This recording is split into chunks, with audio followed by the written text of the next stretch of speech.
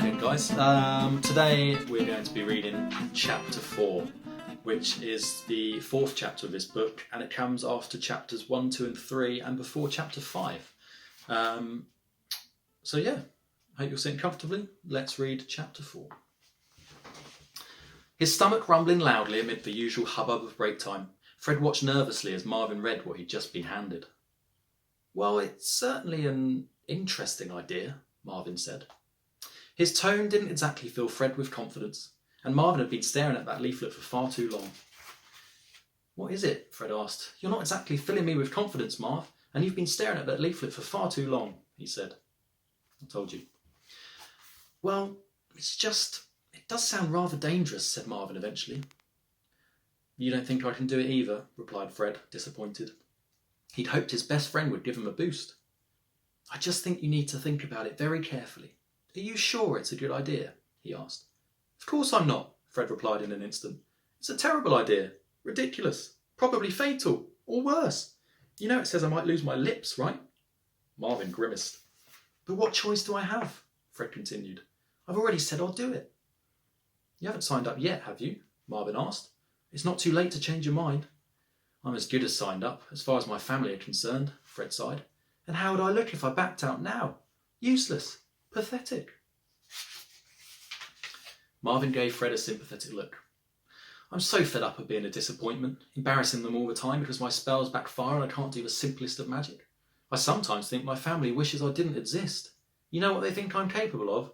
Washing up and talking worms out of being a nuisance. That's all." "Well, to be fair, you are very good at that," Marvin said.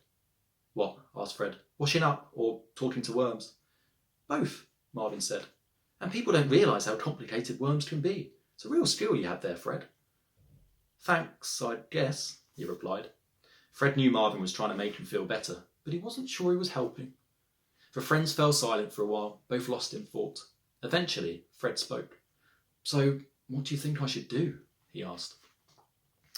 Marvin turned his head and stared into the distance. He seemed to be searching for the answer. Then he read the leaflet again. "I think you should do it," he said finally.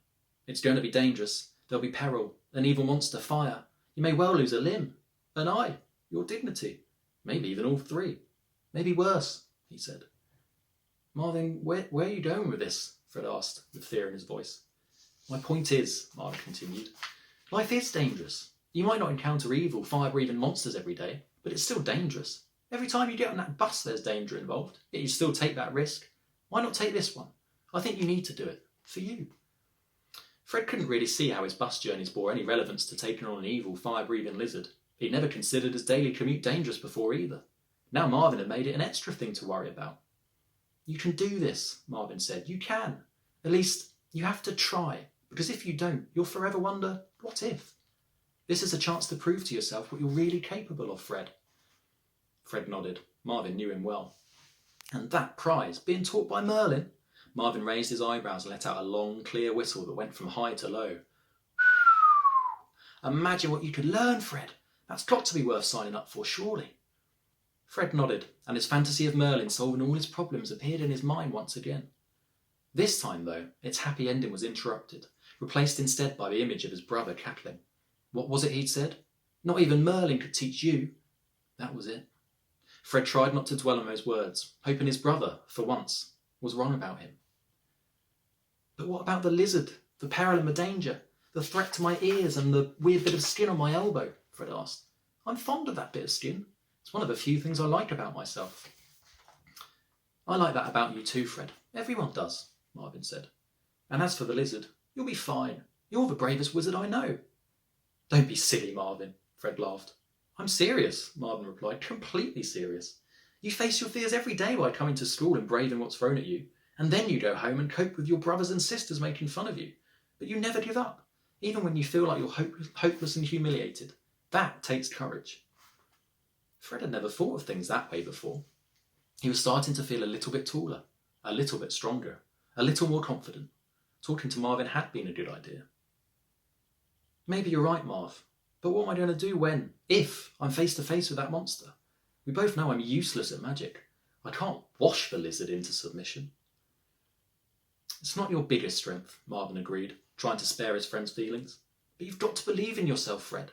If you keep telling yourself that you're useless, that's what you'll be. I know you've got it in you. You've just got to find it yourself. Fred blushed and didn't know where to look. And anyway, said Marvin, beating the lizard is going to take more than just magic. Keeping a cool head, thinking quickly, showing heart and determination. All those things will be important. You'll find a way. I know it. You've got other skills. Like talking to worms, Fred said. Exactly, Marvin chuckled. Think of a lizard as just a slightly bigger than normal, more evil worm. One that breathes fire and gobbles up wizards. Fred gulped. Well, maybe don't think of it like that. Got it, said Fred. And don't worry about losing an ear, replied Marvin. We can always find you another. I know a man who knows a boy with more ears than he knows what to do with. If you lose one, he's sure to hear about it. So that was the end of chapter 4. I wonder what will happen next. In fact, I know what will happen next because I wrote this book. And what will happen next takes place in chapter 5, which I will do a video of for you all tomorrow. Hopefully see you then.